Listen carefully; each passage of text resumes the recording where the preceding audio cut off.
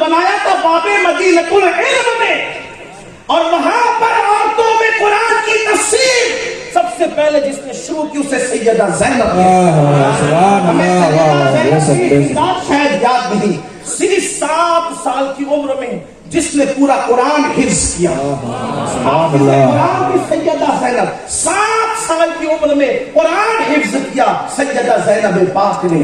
اس کے بعد پھر آپ کا نکاح، آپ کی شادی آپ کے سگے چچا حضرت سیدنا جعفر طیار ان کے بیٹے حضرت عبداللہ ابن جعفر طیار کے ساتھ ہوا۔ یہ آپ کا نکاح تھا جو آپ کے چچا زاد کے ساتھ ہوا تھا، سیدہ زینب پاک۔ اور پھر آپ جانتے ہیں آپ کی زندگی کے اندر سخاوت کا وہی جوہر جو سیدہ فاطمہ میں لوگ دیکھتے تھے وہ، بلکہ فرمایا گیا عید کے دن سیدہ زینب کی سخاوت کا حال یہ ہوتا تھا کہ مدینہ منورہ کی مسکین عورتیں، اور کوفہ میں بھی جب وہ رہی تو کوفہ کی مسکین عورتیں حضرت زینب کبریٰ کے پاس آتی تھی اور حال دل سناتی تھی اور وہاں سے اپنی حاجتوں کو پاتی تھی۔ اور کیوں نہ ہو بنت فاطمہ تھی، سیدہ فاطمہ الزہرا کی بیٹی تھی۔ اللہ اللہ۔ پھر اس کے بعد مولا کائنات کی شہادت ہوئی، شہادت مولا علی تک آپ کوفہ میں رہی، لیکن جب علی پاک کی شہادت ہو گئی تو شہادت کے بعد پورا خاندان جو ہے مدینہ منورہ منتقل ہو گیا، تو یہ بھی مدینہ منورہ چلی آئی۔ پھر اس کے بعد امام حسن پاک کی شہادت کا وہ زخم اٹھایا، لیکن صبر کا پیکر بنی رہی۔ اور ایک خاص بات، چونکہ امام حسن کی شہادت کے وقت نہ مولا علی تھے نہ سیدہ فاطمہ الزہرا تھی، دونوں دنیا سے تشریف لے جا چکے تھے۔ دونوں بھائیوں کی دھاڑس بجانے والی، امام حسن کی شہادت کے وقت دونوں بھائیوں کی دھاڑس بنانے والی ہر مقام پر اور مشورے میں ساتھ رہنے والی ہر مقام پر سیدہ زینب ہے۔ ہمت، حوصلہ، شجاعت، بہادری اللہ نے وہ دی تھی کہ ان کی شجاعت کو دیکھ کر مولا کائنات کی شجاعت یاد آتی۔ بھتیجوں کو دھاڑس بنانا، بھائیوں کو دھاڑس بنانا ایک بہن کا کردار جو ہو سکتا تھا آپ نے مکمل طور پہ ادا کیا۔ بلکہ یہ کہوں سیدہ زینب نے اس غلط فہمی کو دور کر دیا لوگوں کی، کہ لوگ ہم سے کہتے ہیں کہ ہمارے یہاں مسلمانوں کے یہاں عورتوں کو دوسرے نمبر کا درجہ دیا جاتا ہے، عورتوں کا مطلب ہمارے یہاں گھر میں کپڑا دھونے والی، چکی پیسنے والی اور کھانا بنانے والی کے سوا کچھ نہیں ہے۔ سیدہ فاطمہ نے، سیدہ زینب نے اس تصور کو ختم کیا اور بتایا کہ یہ جھوٹ ہے کہ ہمارے یہاں عورت صرف کپڑا دھلنے والی ہے، ہمارے یہاں عورت صرف چکی پیسنے والی ہے، ہمارے یہاں عورت صرف کھانا بنانے والی ہے۔ واللہ حضرت سیدہ زینب پاک رضی اللہ تعالیٰ عنہ نے ہر مقام پر وہ قیادت کا فریضہ انجام دیا۔ اگر وقت میں گنجائش ہوگی تو آپ سنیں گے کہ اللہ قائد کربلا کی شہادت کے بعد، امام حسین کی شہادت کے بعد جس نے کردار حسین مکمل طور پر عورت ہونے کے باوجود بھی ادا کیا، اسے سیدہ زینب کے نام سے پکارا جاتا ہے۔ اور بتایا کہ عورت کا حوصلہ کتنا ہوتا ہے، ایک عورت کا عزم کتنا ہوتا ہے۔ کہیں پر عورتیں ایسی باعزم ہوتی ہیں کہ مرد کہیں پہ پیچھے نظر آتے ہیں۔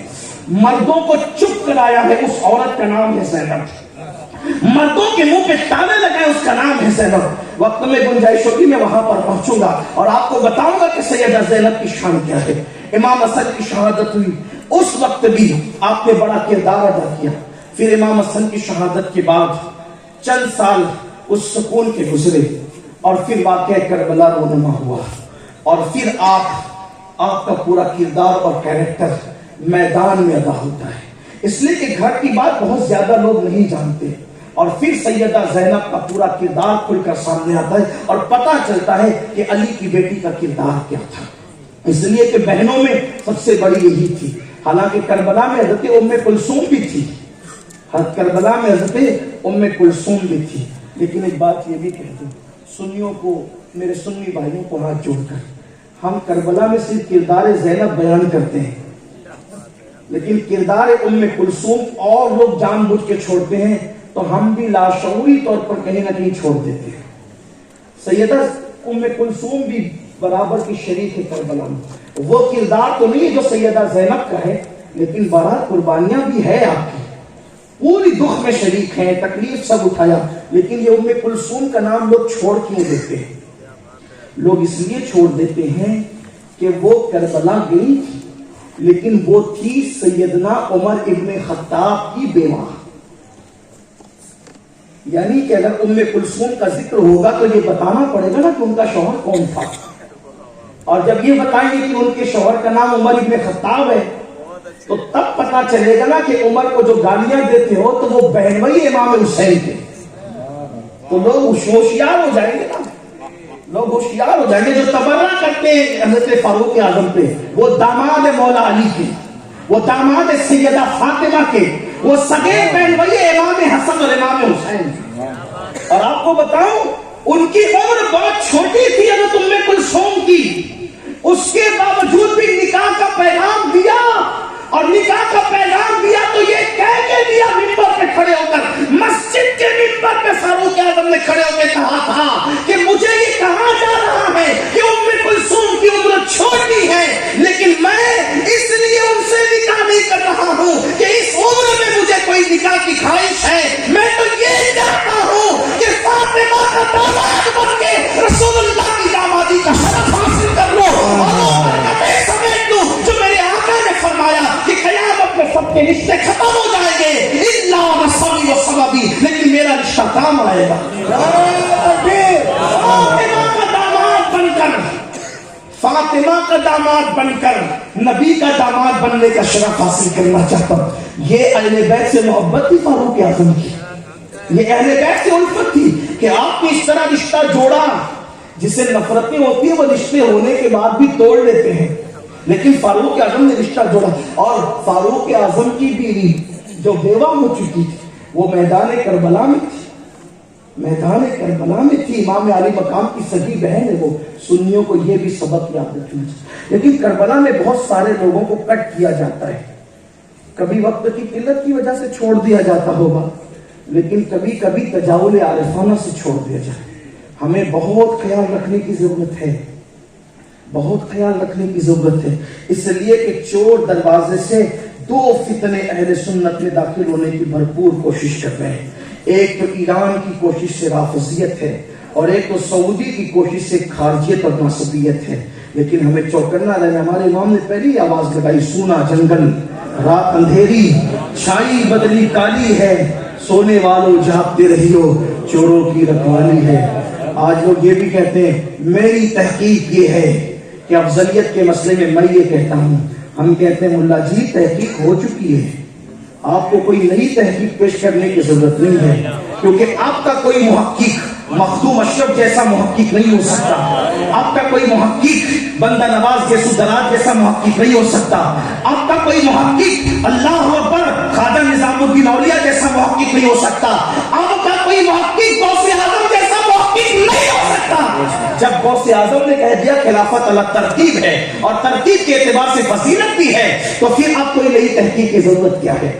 جب مخدوم اشرف جہانگیر سمنانی نے رسالہ قدریہ جو قبر میں بیٹھ کر کے وصال سے چند دن پہلے یا چند گھنٹے پہلے لکھا, اس رسالے میں لکھا رسول اللہ کی خلافت الگ ترتیب ہے, پہلے صدیق اکبر ہے, پھر فاروق اعظم ہے, پھر عثمان غنی ہے, پھر مولا علی ہے, اور جیسے خلافت کی ترتیب ہے ویسے فضیلت کی بھی ترتیب ہے. جب مخدوم باغ لکھ چکے, اب کوئی بعد میں نیا راستہ. اب جس پہ تحقیق نہیں ہوئی ہے محققین کو چاہیے کہ وہ اس پہ تحقیق کرے. جس پہ بزرگ تحقیق کر چکے ہیں, ایک بات آپ سے کروں, ایک کپڑا ہے مثال کے طور پہ, ایک کپڑا ہے, اس کو کوئی بہت بڑا پہلوان نچوڑ چکا ہو اور اس کا ایک ایک قطرہ ختم کر چکا ہو. اب اس کے بعد کوئی لنگڑا لولا آ کر پھر اس کو نچوڑے تو نکالے گا کیا, اور نکلنا کیا ہے؟ جب اتنے بڑے بڑے محققین نچوڑ کر اس کا عرق کشید کر کے اتنے مجموعہ پیش کر چکے ہیں, تو اب مزید اس کو نچوڑ کر کے آپ کیا دے سکو گے؟ اس لیے میری گزارش ہے جس پہ تحقیق نہیں ہوئی ہے اس پہ تحقیق کی ضرورت ہے. جو ہمارے بزرگ تحقیق کر چکے, اور اہل سنت سے کہتا ہوں کہ ہمارا معاملہ بس اتنا ہونا چاہیے, ہم اپنی مرضی سے کسی کو متعین نہ کریں. ہم اپنی مرضی سے, حضور نے جس کو جو مرتبہ دیا, ایک مرتبہ امام زین العابدین سے کسی نے پوچھا کہ صدیق کا مرتبہ کیا ہے. امام زین العابدین کسی صدیق. کبھی کبھی لوگ سیدوں کو ہی کریدتے ہیں کہ ہیں سید تو یہ کیا کہیں گے. ہاں لیکن جو اپنے بابا کے نقش قدم پہ وہ وہی کہیں گے جو بڑوں نے. ہاں الزام مت لگایا کرو, غلط فہمیوں میں مت آیا. ہاں یہ اور بات ہے, فضائل علی پاک کے پڑھتے رہیں گے. حضرت مخدوم اشرف جہانگیر سمنانی نے بھی چاروں خلفاء کی زندگی پہ کتاب لکھی, چاروں پہ لکھی کتاب. پہلے نمبر پہ صدیق اکبر, پھر فاروق اعظم, پھر عثمان غنی, پھر مولا علی. لیکن جب مولا علی کو لکھا تو چوتھی نمبر پہ لکھا, مگر فضائل زیادہ لکھے, فضائل زیادہ لکھے. تو لوگوں نے ان کو کہا یہ تو رافضی ہے. علی پاک کی فضیلت پڑھنے کا بھی کوئی رافضی ہوتا ہے, جبکہ صدیق اکبر کی فضائل بھی پڑھے جا رہے ہیں. پھر خلافت الگ ترتیب چوتھے نمبر پہ لکھا, لیکن یہ تو رافضی ہے. اور اس کے بعد مناظرے کا شوق اتنا تھا کہ جمعہ کی دن آنے سے پہلے چیلنج بھی کر دیا کہ وہ سید جو آئے گا جو ہمارے گاؤں میں آیا ہوا ہے, ہم اس سے جمعہ کے دن جو وہ مناظرہ کریں گے, کیونکہ اس نے فضیلت زیادہ کیوں لکھی. کچھ لوگ مرید ہے کہ حضور وہ آپ کو رافضی کہتے ہیں. فرمایا کہ کیا کہتے تھا, مناظرہ کرنے کا کہتے. ٹھیک ہے آنے دو, جمعہ آنے دو, پھر دیکھتے. جمعہ آیا تو اتنی بارش ہوئی کہ کوئی جمعہ پڑھنے جا ہی نہیں سکا. پھر لوگوں نے کہا دوسرا جمعہ آئے گا, دوسرے جمعے مناظرہ کریں گے. کچھ لوگ ایسے ہوتے ہیں نا جب تک وہ اختلافی بات نہیں کرتے ان کا کھانا ہضم نہیں ہوتا. تو ان پہ بھی توجہ دینے کی کوئی ضرورت نہیں ہے. کسی کے متعلق کوئی بات پتہ چلے آپ کو تحقیق کرنا چاہیے. دوسرا جمعہ آیا, پھر وہی بارش. تیسرا جمعہ تو آئے گا نا, تیسرے جمعے میں پھر وہی کسی نے سمجھایا مناظر صاحبان پوری زندگی جمعے سے محروم رہ جاؤ گے اگر علی کے بیٹے سے لڑائی ہو گی. تو جاؤ جا کر کے پوچھ لو کہ جب انہوں نے الگ ترتیب لکھا ہے تو اپنے مولائے کائنات کے فضائل کے صفات کیوں زیادہ ہو گئے. پوچھ لو جا کر کے بتا دیں گے. جب وہاں گئے تو آپ نے فرمایا جب تم اپنے باپ کی فضیلت بیان کرنے میں کسی کے پابند نہیں ہو تو سیدوں کو تو اتنا حق دیا کرو نا, سیدوں کو تو اتنا حق دیا کرو نا کہ اپنے بابا کے فضائل پڑھ سکے. ارے میرا باپ شرابی ہوتا ہے تو بھی قبلہ کعبہ کہتا ہے, ان کا باپ تو بابے مدینہ تو ہے. اگر وہ چرچا کرتے تو چرچا کر لیتے ہیں ہم کو. ہاں لیکن چرچے میں وہ اتنا پابند ضرور ہے کہ جس کو رسول اللہ نے جو مقام دیا وہ مقام مانے بس. ہاں اس سے حد نہیں توڑے, حد کوئی نہیں توڑ سکتا.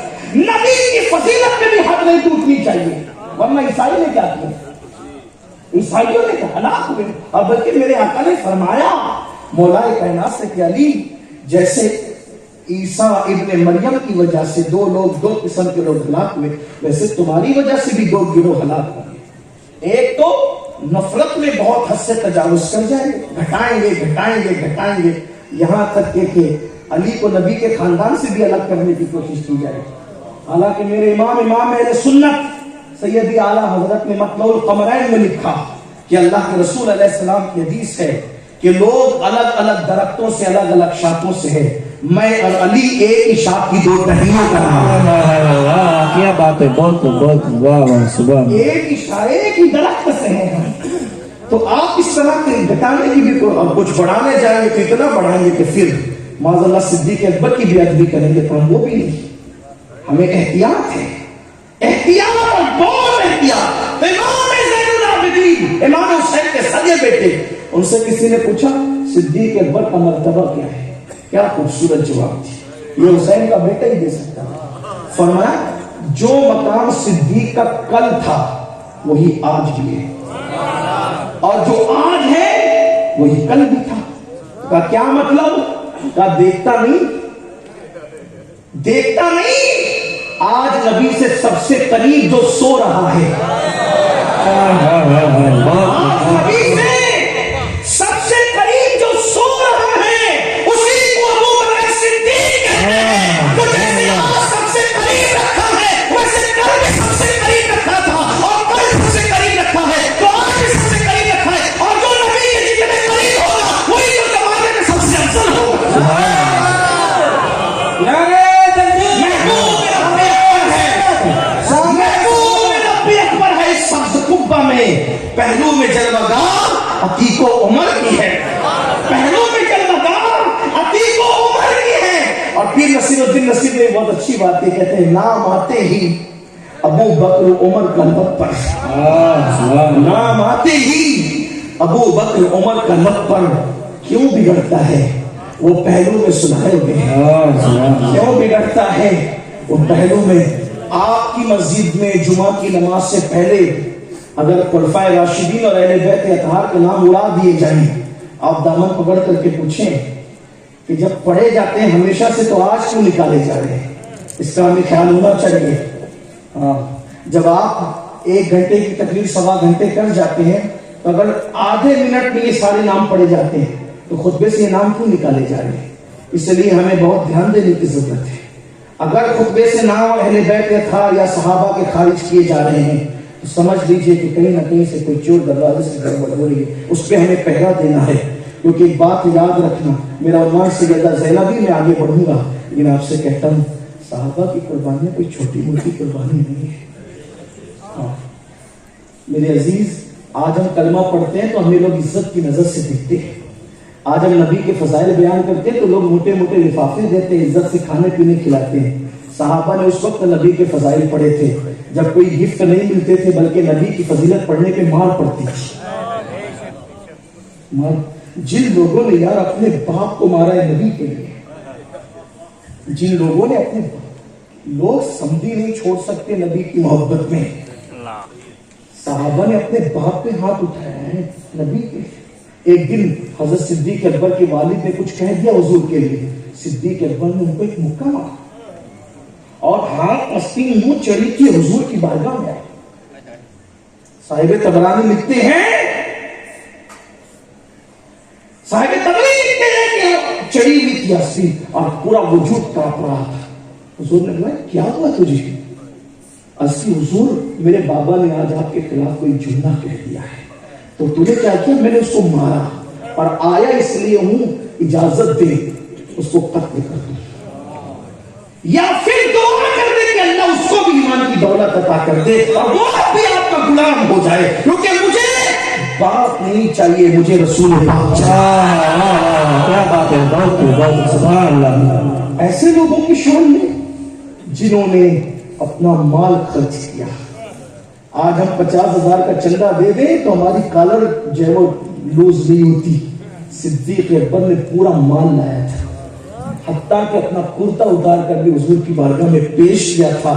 اور جب آقا نے پوچھا تھا کہ یہ لباس کیوں دے دیا، ٹارٹ کیوں پہن لیا، اس کی حضور ہم جنگ پہ جا رہے ہیں، آقا ہم جنگ پہ جا رہے ہیں، ہو سکتا ہے کسی کا انتقال ہو جائے، کوئی شہید ہو جائے، تو مجھے علم ہے کہ ہمیں کفن دینے کے لیے بھی ہمارے پاس کپڑا موجود نہیں ہے، تو میرا یہ کرتا کسی صحابی کے کفن کے لیے کام آ جائے گا۔ یہ قربانیاں ان کی، صحابہ ایک صحابی کی قربانی کا ذکر کیا جائے بہت طویل وقت درکار ہے، لیکن میں آپ سے ہاتھ جوڑ کے کہتا ہوں، میرے آقا نے فرمایا میرے ابو بکر کا یہ احسان کا شکریہ ادا کرنا میری امت پر واجب ہے۔ آقا نے کہا میری امت پہ شکریہ ادا نہیں کر سکتے، گالیاں دینے بیٹھ کے لوگوں کے ساتھ آواز جواز ملا رہے اور اسی کو اہل بیت کی محبت کہتے ہو۔ یاد رکھنا، جیسے میں نے بتایا نا کہ فاروق اعظم بہنوئی ہے، امام حسین کے سگے بہنوئی ہے، ویسے صدیق اکبر نانا ہوتے ہیں 2 واسطوں سے، حضرت سیدنا امام جعفر صادق کی، چھٹے امام کے نانا ہے سیدنا صدیق اکبر، یہ سیدنا صدیق اکبر کا مقام ہے۔ اور سادات نے تو ہر وقت ان کی تعریف کی ہے کہ چوچا کے سید محمد کی چوچوی وہ حضور محدث اعظمین نے کیا خوبصورت باتیں کہتے ہیں، مرتبہ حضرت صدیق کا یہ ہے سید، مرتبہ حضرت صدیق کا یہ ہے سید، ہر فضیلت کے وہ جامع ہے نبوت کے سوا، ہر فضیلت کے وہ جامع ہے نبوت کے سوا۔ تو عرض کر رہا تھا، پھر کربلا کی گھڑی آ گئی، جب امام حسین جانے لگے اپنے گھر سے، بہن سے اتنی محبت تھی، اتنا پیار تھا کہ سیدہ زینب کو ساتھ لے گئے، اور آپ گئی نا تو اپنے شوہر کی اجازت لے کر کے، ظاہر سی بات ہے ایک عورت کے لیے سب سے اہم چیز یہ ہے، ایک عورت کے لیے کہ وہ اپنی شوہر کی اجازت کے بغیر گھر سے باہر نہیں جا سکتی۔ میرے آقا فرماتے ہیں جو عورت اپنے شوہر کی اجازت کے بغیر گھر سے باہر نکلے، جب تک وہ گھر پہ لوٹ نہیں جاتی اللہ اس پہ لعنت فرماتا ہے۔ کچھ لوگ یہ بھی کہتے ہیں کہ کربلا میں ان کے شوہر تو منع کرتے تھے جانے کو، منع کرتے تھے معاذ اللہ، انہوں نے تو یہ خود کہا تھا کہ میں خود بھی آگے پیچھے آ رہا ہوں۔ پہلے روکنے کی کوشش کی، اپنے شہزادوں سے کہا اونو محمد سے کہ اگر وہ انہیں روکو کہ وہ نہ جائیں، اور اگر وہ جانے پر مصر ہو تو پھر ان سے کہنا میں بھی پیچھے آ رہا ہوں۔ یہ ہے کربلا۔ بہن کو ساتھ دیا، سیدہ زینب ساتھ رہی، ہمت بندھتی رہی، پورے قافلے میں ساتھ رہی، لیکن آپ کا اصل رول اس وقت لوگوں کے سامنے ظاہر ہوا جس وقت امام حسین کی شہادت ہو گئی۔ اب یہاں پر میں بات صرف اپنے طالبانہ ایمانہ کوشش کرنا چاہتا ہوں کہ کربلا میں امام حسین کی شہادت سے پہلے زیادہ رنگینی ہے اور دکھ ہے اور مصیبت ہے، یا امام کی شہادت کے بعد کڑا وقت، زیادہ مصیبت کا وقت شہادت سے پہلے یا بعد میں؟ تو آپ اس نتیجے پہ پہنچیں گے کہ امام کی شہادت سے پہلے کربلا والوں کو جتنی مصیبت تھی اس سے زیادہ مصیبت امام کی شہادت کے بعد تھی، اور اس کو لیڈ کرنے والی ہستی کا نام سیدہ زینب ہے۔ یہ خاص بات آپ کو میں پیش کرنا چاہتا ہوں تاکہ آپ کو پتہ چلے کہ سیدہ زینب کی شان کیا ہے۔ آپ کہیں گے وہ کیسے؟ ایک بات، جب مرد کثیر تعداد میں ہوں، علی اکبر جیسا جوان، امام قاسم جیسا جوان، اونو محمد جیسے شہزادے، عباس غازی جیسا جوان دلیر، جس نے صرف 12 سال کی عمر میں پہلی جنگ کی ہے، اور جب جنگ کی ہے تو سامنے کی فوج کے چھکے چھڑائے ہیں، غازی عباس کا کردار یہ ہے۔ پھر امام حسین جیسا بھائی، اتنے سارے، پھر عوام انصار سب، جب لوگ ساتھ ہو تو مصیبت ہلکی لگنے لگتی ہے، لیکن جب کوئی ساتھ نہ ہو تو پھر رات کاٹنا بھی مشکل ہوتا ہے۔ تو سیدہ زینب نے اس قافلے کو کب لیڈ کیا، کب رہنمائی کی؟ وہ کربلا کے قافلے کی قیادت کب کی؟ جب امام حسین بھی نہ رہے، غازی عباس بھی نہ رہے، علی اکبر بھی نہ رہے، امام قاسم بھی نہ رہے، کوئی مرد نہ رہ گیا حضرت امام زین العابدین کے سوا۔ اور امام زین العابدین کی اس وقت عمر امام نووی کے مطابق، ان کے فرمان کے مطابق، یا 13 سال کی یا 11 سال کی۔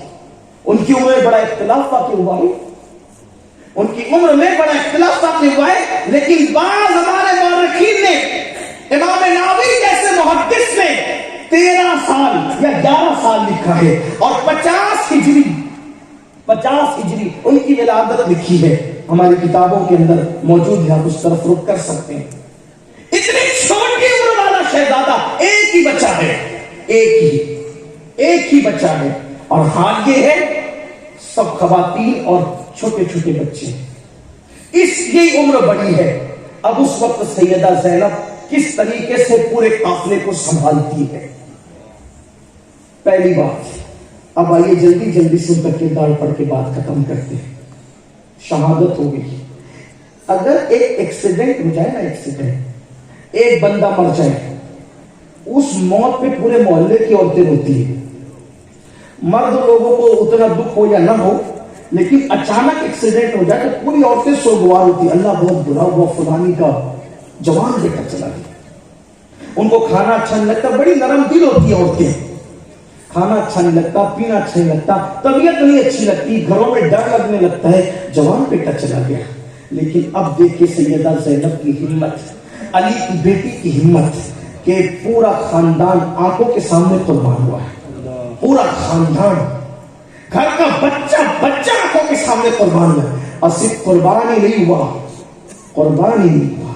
بلکہ اللہ ان کی لاشوں پہ گھوڑے دوڑے، سب قربان ہوئے تھے، آخری میں امام حسین بچے تھے۔ یہ بھی سیدہ زینب کا کردار ہے، آخری میں امام حسین بچے تھے۔ امام حسین جب گھوڑے پہ بیٹھنے جا رہے تھے تو روک دیا، سیدہ زینب نے روک دیا اور فرمایا ہمارے گھر کی روایت ہے، ایسے کوئی مجاہد یا جانے والا اکیلا گھوڑے پہ نہیں بیٹھتا، ہم رکاب تھام کر عزت کے ساتھ بٹھاتے ہیں، ہم رکاب تھام کر عزت کے ساتھ بٹھاتے ہیں۔ جب حضور جا رہے تھے معراج پر، تو جبریل امین نے رکاب تھام کر حضور کو بٹھایا. جب حضور جاتے تھے تو مولا علی رکاب تھامتے تھے، گھر کی روایت ہے.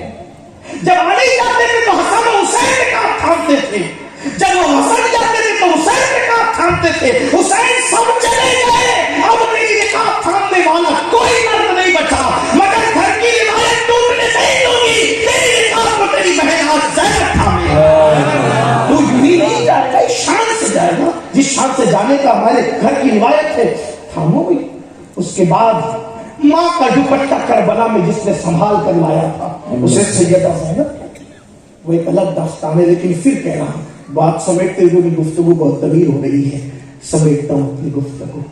پورے خاندان پر گھوڑے دوڑ رہے ہیں، گھوڑوں کی ٹاپوں سے خاندان کچلا جا رہا ہے، اور حالت یہ ہے خیمے جلا دیے گئے. اس پورے قافلے کی سالار بنت علی ہے، زینب بنت علی.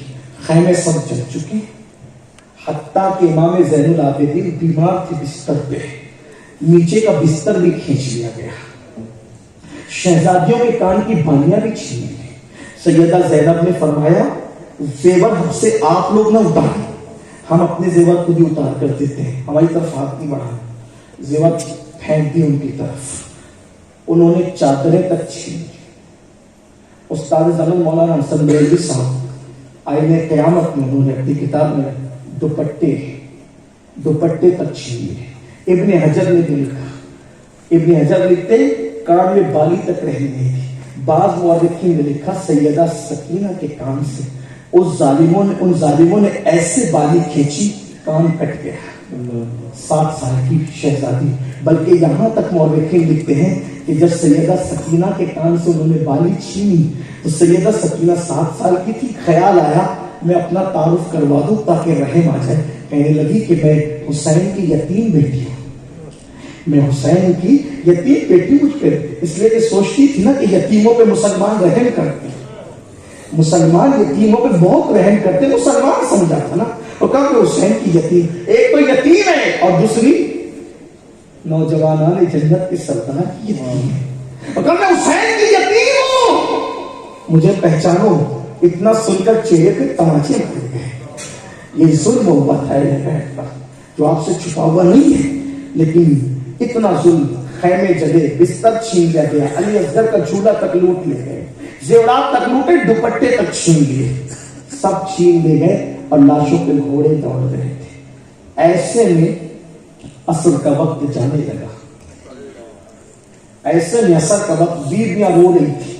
آپ نے سنا نا جس کی ماں کے دوپٹے کو کبھی چاند و سورج نے نہیں دیکھا تھا، آج ان کے دوپٹے بھی چھین لیے گئے تھے اور وہ بیویاں کھلے آسمان کے نیچے تھی، رو رہی تھی کچلی ہوئی لاشوں کو دیکھ کر. ایسے میں عصر کا وقت جانے لگا. سیدہ زینب کی ہمت، سلام ہو زینب تیری ہمت کو، سلام ہو زینب تیری شجاعت کو، سلام ہو زینب تیری اسلامی حمیت اور غیرت کو. بیویاں رو رہی، آنکھوں میں آنسو ہے. سیدہ زینب کہتی ہے بیویوں بہت رو چکی ہو اور بہت رونا باقی ہے، بہت رو چکی ہو، بہت رونا باقی ہے.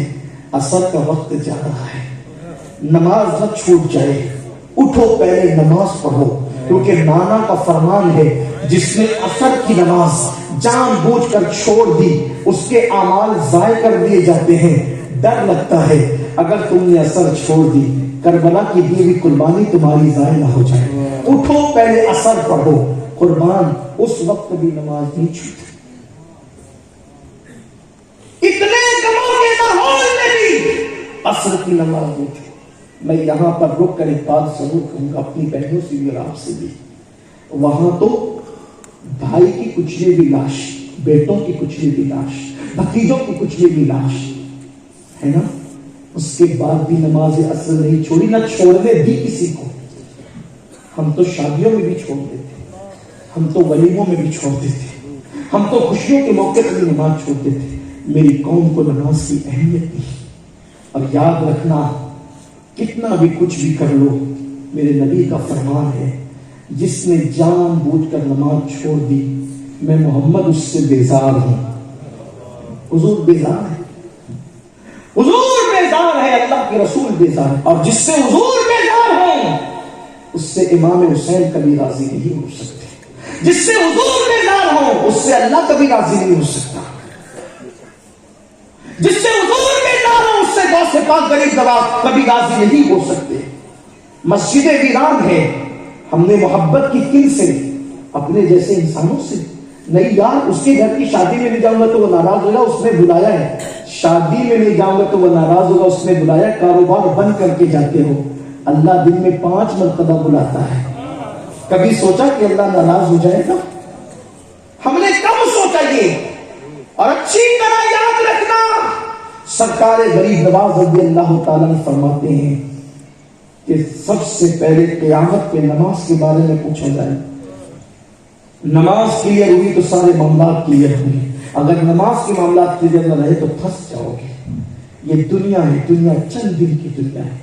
آپ سوچیں نہ صحیح، ایک سوال آپ سے کرتا ہوں، آپ کہتے ہیں کہ مجھے غوث پاک جنت میں لے جائیں گے، غریب نواز لے جائیں گے، اعلیٰ حضرت لے جائیں گے، مخدوم اشرف لے جائیں گے، ٹاور شفیق لے جائیں گے، ہم نے کیا نماز پڑھنا ہے؟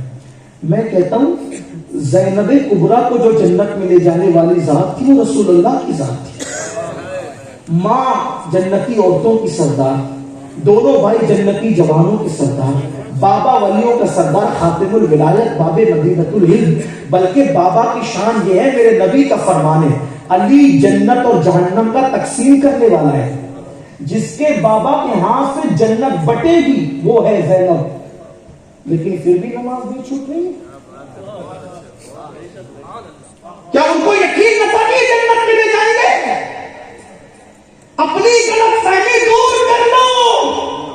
اگر نماز چھوڑ کر جی رہے ہو تو جانوروں سے بدتر زندگی ہے، زندگی ضائع ہو رہی ہے، زندگی تباہ و برباد ہو رہی ہے، زندگی ہلاک ہو رہی ہے، اور کاروبار کے لیے محنتیں کرنے والوں اور دوسروں کے لیے وقت نکال کر کے نمازوں کو چھوڑنے والوں، ایک دن موت کی یہ تلوار جو سروں پہ لٹک رہی ہے، روح اور جسم کا رشتہ منقطع ہو جائے گا، ٹوٹ جائے گا، اکیلے قبر میں منو مٹی کے نیچے دبائے جاؤ گے، یہاں چرچر چلنے والی زبان قبر میں نہ چلے گی، اللہ کی بارگاہ میں نہ کھلے گی۔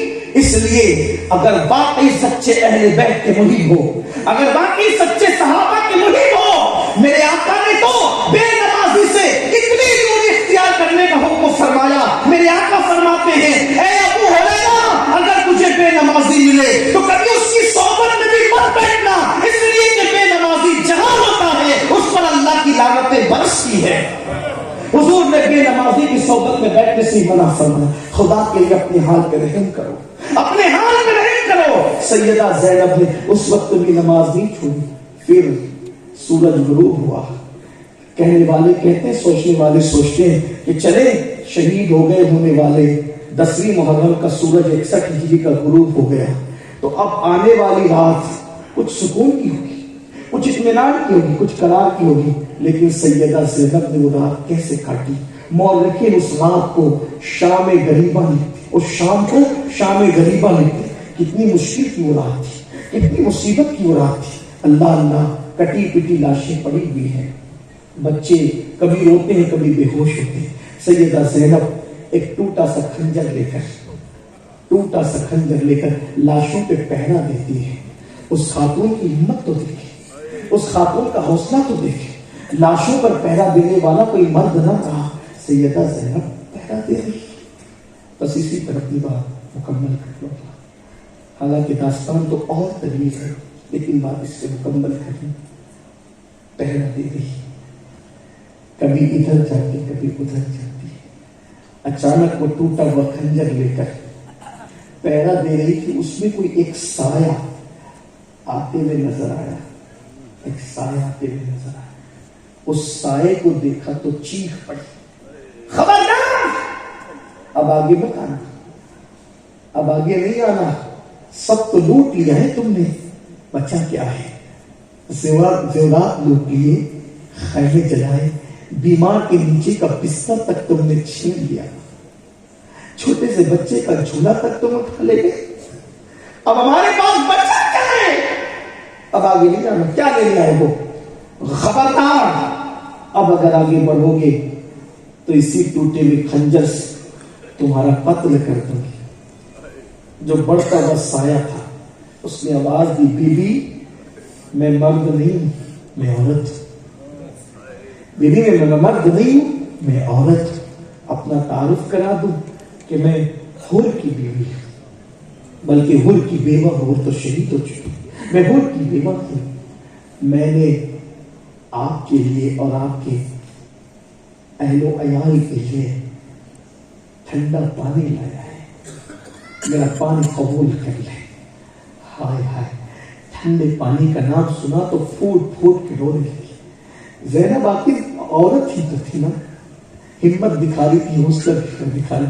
जब ठंडे पानी का नाम आया तो फूट फूट के रो पड़ी। कहने लगी, हुर की बीवी, अब मुझे तो ठंडे पानी के नाम से भी उल्फत होती है, ले जा अपना ठंडा पानी।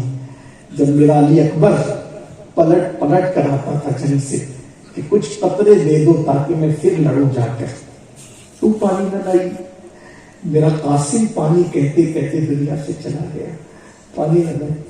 मेरा मासूम अली असगर 6 महीने का बच्चा तीर खा गया पानी के लिए, तू पानी न लाई।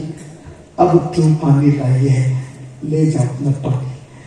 हुर की बीवी ने कहा, बीबी मैंने उनसे कहा था कि इन्हें कैदी बना के ले जाना चाहते हो, वो प्यासे मर जाएंगे, चौथी सुबह तुलू होने वाली है, तो तुम लेकर यजीद के पास क्या जाओगे? तो मैंने उनको कहा था थोड़ा सा पानी दे दो बीबी, मैं बड़ी मिन्नत और समाजत करके पानी लाई हूं, अगर आप मेरा पानी रद्द कर देंगी और मेरा मजाक उड़ाएंगे, आपको आपकी अम्मी फातिमा को ज़हरा का वास्ता, मेरा पानी कबूल कर ले।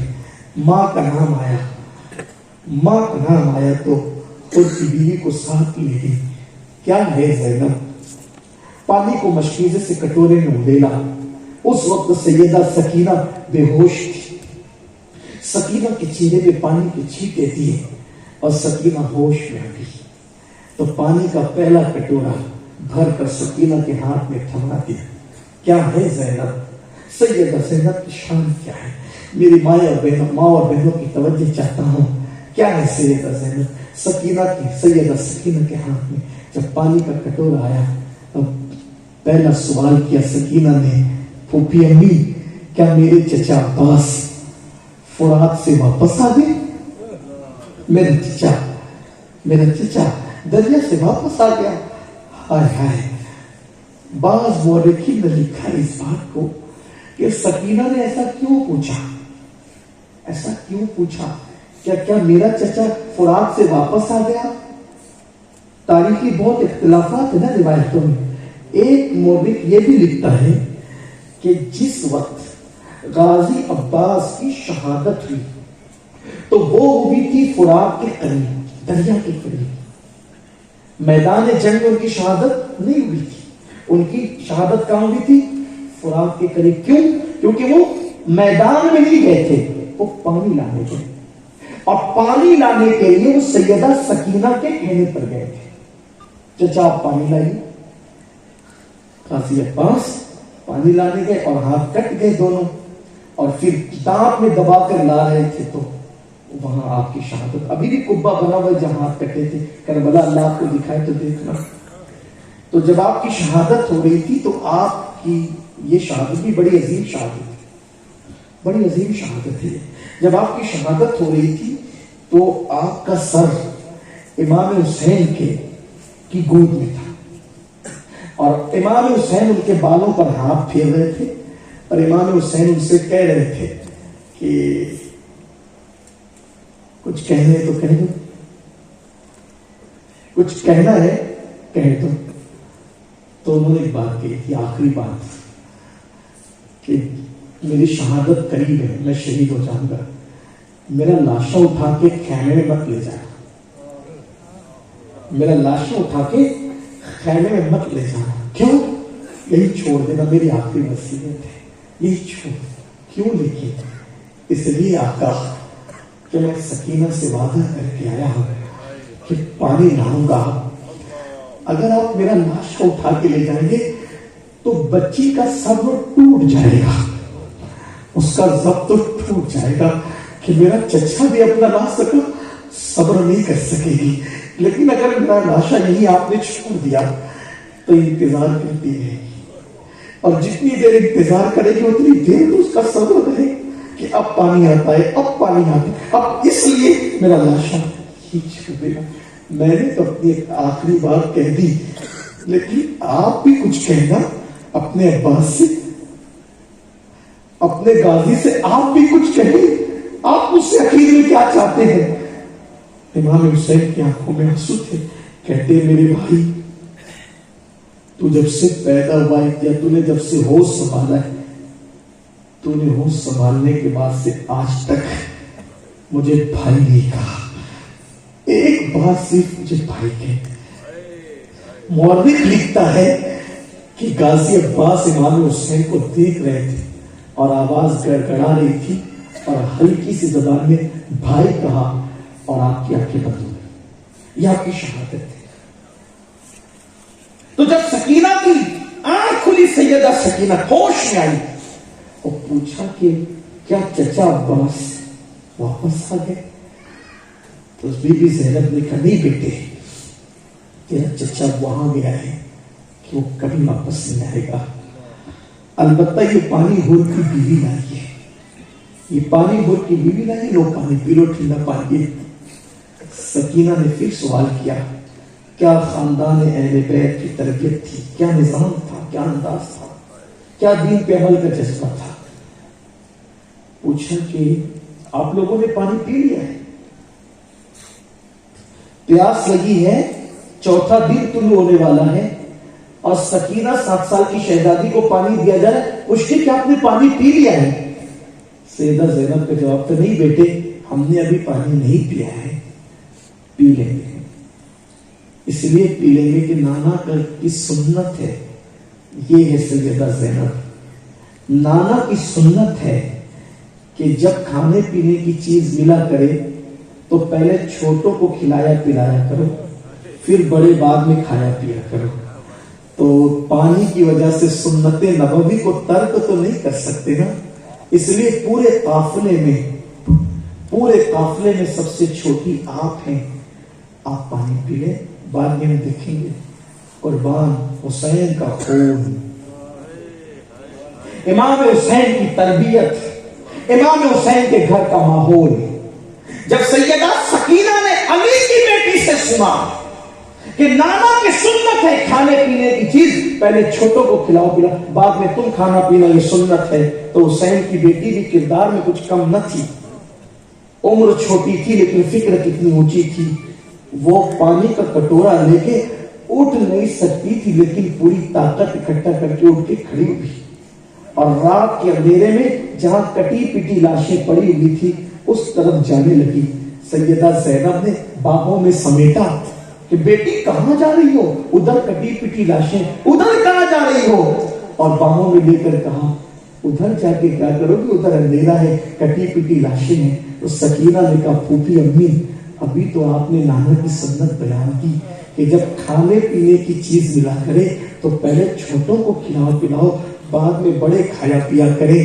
آپ نے کہا کہ پورے قافلے میں سب سے چھوٹی میں ہوں، پھوپھی امی آپ بھول گئی ہیں، پورے قافلے میں چھوٹی میں نہیں ہوں، میرا بھیا علی اصغر ہے، پہلے میں اصغر کو پانی پلا لوں نانا کی سنت پہ عمل کرتے ہوئے، اس کے بعد پھر میں پانی پیوں۔